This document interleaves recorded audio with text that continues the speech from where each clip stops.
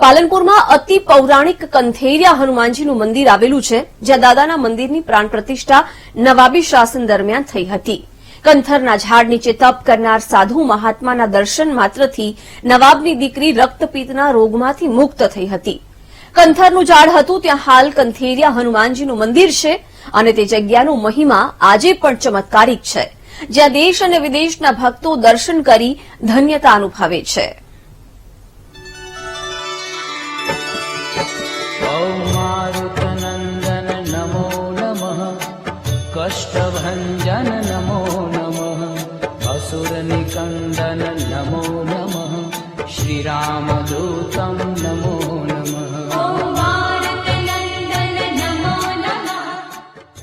સરહદી જિલ્લો બનાસકાંઠામાં અનેક સુપ્રસિદ્ધ ધાર્મિક સ્થળ આવેલા છે.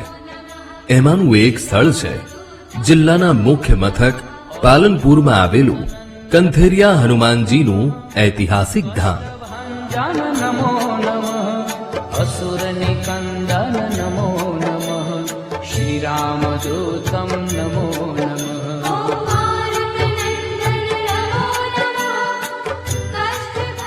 ભક્તિ અને આસ્થાનું કેન્દ્ર બનેલા કંથેરિયા હનુમાન દાદાનું મંદિર, જ્યાં જમીનની અંદરથી નીકળેલી હનુમાનજીની મૂર્તિની સ્થાપના કરવામાં આવેલી છે.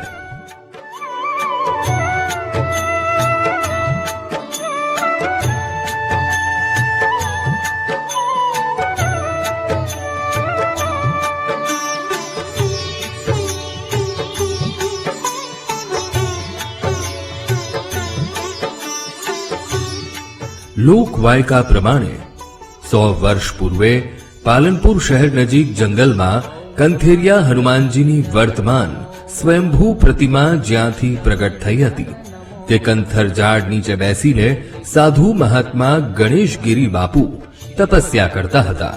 તે સમયે પાલનપુરના નવાબ જંગલમાં શિકાર માટે નીકળ્યા હતા. તેમણે આ સાધુ મહાત્માના દર્શન કર્યા અને જ્યારે પરત ફર્યા ત્યારે તેમની દીકરીને જે રક્તપિત્તનો રોગ હતો તે રોગ દૂર થઈ ગયો હતો. સાધુ મહાત્માના દર્શન માત્રથી ચમત્કાર થયો હોવાનું નવાબ માની રહ્યા હતા. એટલે સાધુ મહાત્મા પાસે ગયા. ત્યારે સાધુ મહાત્માએ નવાબને ઝાડ નીચે ખોદકામ કરવાનું કહ્યું અને ખોદકામ કરતા જમીનમાંથી હનુમાનજીની મૂર્તિ મળી આવી હતી. નવાબે મૂર્તિની પ્રાણ પ્રતિષ્ઠા કરવાનું કહ્યું. જો કે મૂર્તિ જમીનમાંથી ઉપર આવતી નહોતી, એટલે મૂર્તિની સ્થાપના નીચે જ કરવામાં આવી, જે હાલ એ જ પરિસ્થિતિમાં મંદિરથી 5 થી 7 ફૂટ નીચે છે. असुरनिकन्दन नमो नमः श्रीरामदूतं नमो नमः ગણેશગીરીજી મહારાજના ચરણોમાં મસ્તક નમાવ્યું તો એમની દયાથી એમને સારું થઈ ગયું. તો નવાબ સાહેબે આવીને કીધું કે બોલો મહારાજ તમારે શું બનાવવું? તો એમને આ કંથેરિયા હનુમાન ધામ બનાવ્યું. એક મુસલમાન રાજાએ થઈને અહીંયા કંથેરિયા ધામની સ્થાપના કરી 1815 30 નવેમ્બરના રોજ. એ કંથેરિયા હનુમાન ધામ આખા પાલનપુરમાં પ્રખ્યાત છે. દેશ વિદેશના લોકો અહીંયા આવે છે અને મંગળવારે પાન અને લાડુ ચડાવવામાં આવશે. પરમ પૂજ્ય ગુરુદેવ શિપ્રાગીરી બાપુ અહીંયા નિવાસસ્થાન છે અને એમની કૃપાથી આ મંદિરનો વિકાસ થયો છે. અન્ય ક્ષેત્ર ચાલે છે. હાલ મંદિર ખાતે સાધુ મહાત્માની અખંડ ધૂણી પણ છે. આસ્થા અને શ્રદ્ધા સાથે જોડાયેલ કંથેરિયા હનુમાનજી મંદિરમાં દૂર દૂરથી ભાવિકો દર્શન કરવા આવે છે. श्रीरामदूतं नमो नमः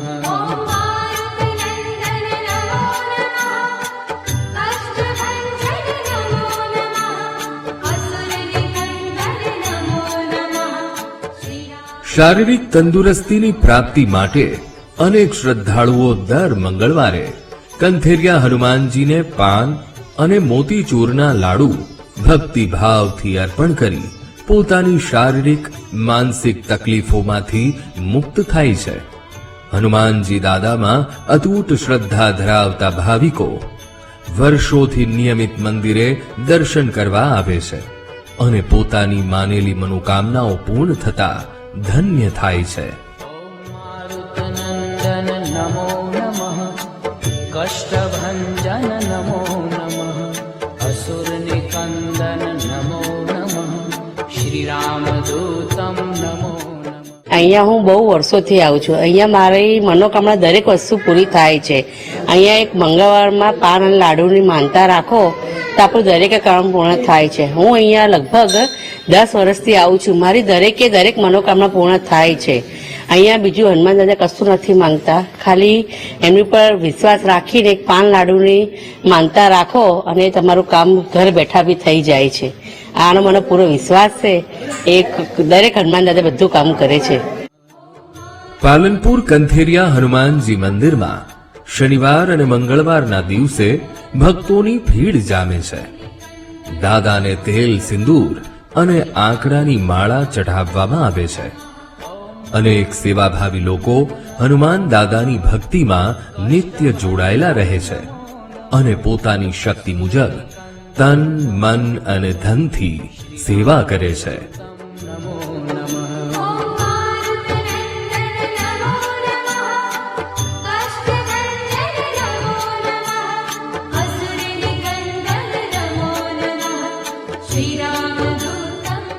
સ્થાનિક દર્શનાર્થીઓ મંગળવારે દાદાના દર્શન કરવાનું ક્યારેય ચૂકતા નથી અને મંગળવારે શહેર બહાર જવાનું પણ ટાળતા હોય છે.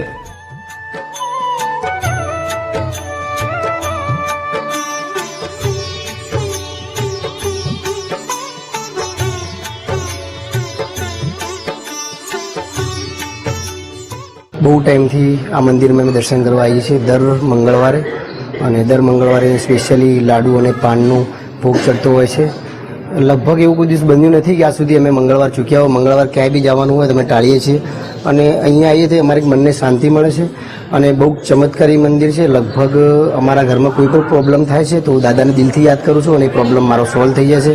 લગભગ 1872 સાલમાં મંદિર બંધાવેલું છે. બહુ પૌરાણિક મંદિર છે અને આસ્થાનું એક બહુ મોટું કેન્દ્ર છે. કંથેરિયા હનુમાનમાં અમે દર મંગળવારે આવીએ છીએ. દર મંગળવારે અમે પાલનપુરમાં હાજર હોય તો દર મંગળવારે આવી અને ત્યાં લાડુ અને પાનનો પ્રસાદ ચડાવીએ છીએ. અમને ખૂબ અહીંયા શ્રદ્ધા છે આ મંદિરમાં. અમે અહીંયા દર્શન કરીએ, અમારું મન પ્રફુલ્લિત થઈ જાય છે. અહીંયા જ્યારે પણ અમે એવું કોઈ દિવસ મંગળવારે બહાર ગયા હોય ને ત્યાં પણ અમને એવું લાગે કે આજે કંઈક અજીતું લાગે છે. તો હનુમાન દાદાના દર્શન કરીને અમને ખૂબ જ આનંદ થાય છે અને દર મંગળવારે અમે આવીએ છીએ. અહીંયા આવવાથી ખૂબ જ મન પ્રફુલ્લિત થાય છે. હનુમાન જયંતિના દિવસે મંદિરે ભવ્ય મહોત્સવનું આયોજન કરવામાં આવે છે. શહેરવાસીઓ રંગે ચંગે હનુમાન જયંતિની ઉજવણી કરે છે. બહારના રાજ્યમાંથી પાલનપુરમાં સ્થાયી થયેલા ભાવિકો પણ નિયમિત દાદાના સાનિધ્યમાં આવી શાંતિનો અહેસાસ કરે છે.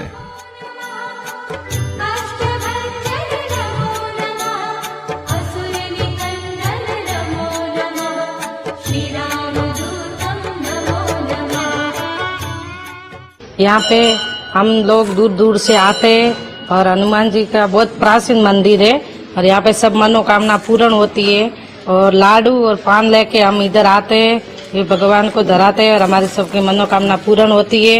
बहुत प्राचीन मंदिर है और हनुमान दादा का बहुत सत्य भी है और हम सब मानते भी है. आप यहाँ पे आते हो, कैसा एहसास होता है? बहुत अच्छा एहसास होता है, मन को बहुत शांति मिलती है और ऐसा सुनने में आया कि यहाँ पे आने से सब कष्ट दुख वगैरह दूर होते हैं और मैं भी गांव से आती हूँ इधर रोज दर्शन करने के लिए. હું કેટલાક વર્ષોથી આ કંથેરા હનુમાન મંદિરમાં આવું છું અને દર મંગળવારે લાડુ અને પાન ચડાવું છું. અમારી બધી મનોકામના પૂર્ણ થાય છે અને અમને ખૂબ શ્રદ્ધા છે અને લોકોએ દરેક જણે આવવું જોઈએ. અહીંયા આગળ આ મંદિરનું તો હવે ઘણું બધું કરી નાખ્યું છે. મહારાજે બહુ આગળ પડતું મંદિરમાં બધી રીતે સારું કર્યું છે હવે તો. અને દરેક જણ આવજો, તમારી દરેકની મનોકામના પૂર્ણ થશે અહીંયા. હનુમાન જયંતિએ આખું પાલનપુર શહેર એક રસોડે જમે છે.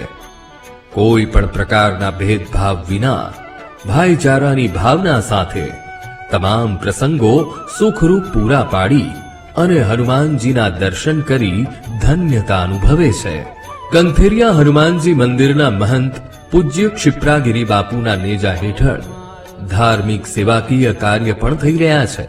હાલમાં દિન પ્રતિદિન શ્રદ્ધાળુઓ માટે કંથેરિયા હનુમાનજીનું મંદિર અનેરી આસ્થા ધરાવે છે.